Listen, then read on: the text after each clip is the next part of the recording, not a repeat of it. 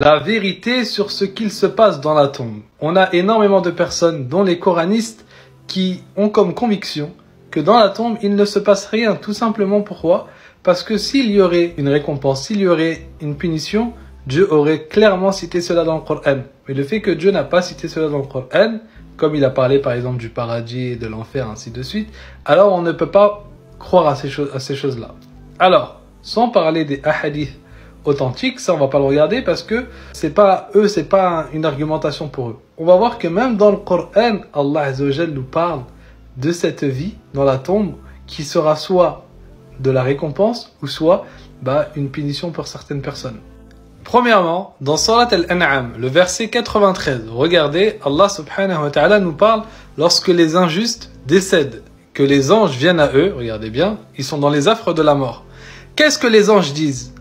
Laissez sortir vos âmes, aujourd'hui vous allez être récompensés par le châtiment de l'humiliation pour ce que vous disiez sur Allah Azza wa Jal, d'autre que la vérité. Donc on voit bien que ici, Allah dans le Coran nous parle bien que les injustes, regardez, lorsqu'ils sortent leurs âmes, lorsque leurs âmes sont sorties, ce jour-là, il y a une récompense. Donc soit, ici en l'occurrence c'est le mal, mais pour les croyants, comme on va voir, c'est le bien. Deuxième preuve, ici c'est Surat Ghafir, le verset 46, qu'est-ce qu'Allah Azza wa Jal nous dit? Il nous parle des gens de Pharaon. Il nous dit, An-nar, donc le feu, yu'raduna alayha.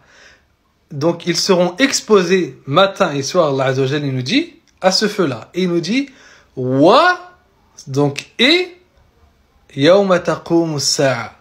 Le jour où l'heure se levera, qu'est-ce qu'il leur sera dit? Adkhiru, faites entrer les gens de Pharaon au pire du châtiment. Donc Allah Azza wa Jal nous parle bien de deux châtiments. Un châtiment qui précède le jour de l'heure, d'accord? Et un châtiment qui sera lorsque l'heure se lèvera. Donc quel est ce châtiment auquel ils sont exposés matin et soir? Ici, c'est bien la tombe tout simplement. Donc on voit bien que le châtiment de la tombe à travers deux versets, Allah Azza wa Jal nous en a parlé. Et ici, dans Surat Al-Imran, on a un verset, et d'ailleurs plusieurs versets extrêmement clairs, que Allah subhanahu wa ta'ala nous indique qu'il y a des gens qui, avant que tout le monde soit rassemblé, ils sont récompensés. Regardez, Allah Azza wa Jal nous parle des martyrs, il nous dit, ne pense pas que ceux qui ont été tués dans le sentier d'Allah, qu'ils sont morts. Au contraire, ils sont vivants auprès de leur Seigneur, bien pourvus. Farihina bima atahumullahu min fadlihi. Regardez bien. Ils sont heureux de ce que Allah leur a accordé en termes de bienfaits. Et regarde, وَيَسْتَبْشِرُونَ بِالَّذِينَ لَمْ يَلْحَقُوا بِهِمْ. Donc on voit bien que on n'est pas encore au jour où tout le monde est rassemblé, parce que regardez, ils parlent de ceux qui ne les ont pas encore rejoints. Donc enfin bref, on a les preuves dans le Coran. Et c'est ça en fait, c'est que malheureusement les Coranistes c'est généralement des gens qui ne lisent que très peu le Coran.